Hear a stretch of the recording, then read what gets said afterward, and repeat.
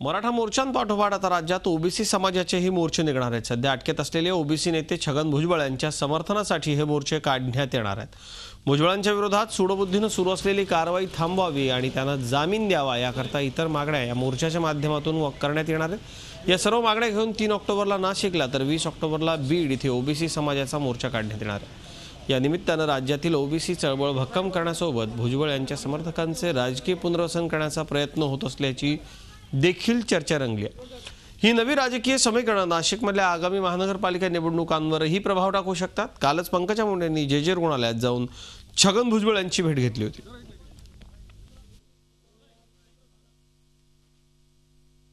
साहेबांना आकसबुद्धीने जामीन मिळत नाहीये।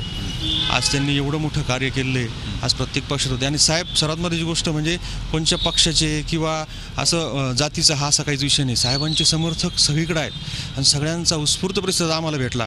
मग आम्ही 3 तारखेच्या मोर्चाचं नियोजन केलं आहे। जिल्ह्यातून बऱ्याच ठिकाणून लोक उत्स्फूर्तपणे येणार आहेतच, पण बाहेरून जिल्ह्याच्या बाहेरून बुलढाणा झालं, बीड झालं, तुमचं सोलापूर, पुणा, औरंगाबाद, बाकीच्या जिल्ह्यातून पण लोक उत्स्फूर्तपणे येणार आहेत। आमचा ओबीसी मोर्चा यासाठी आहे की साहेबांवर तो अन्याय झालेला आहे, तुम्ही चौकशी करा। आम्हाला न्यायालयाच्या सर्व कारवाईला आमची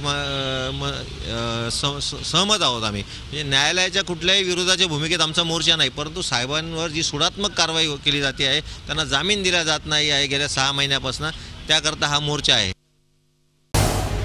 झी 24 तास रहा एक पाऊल पुढे।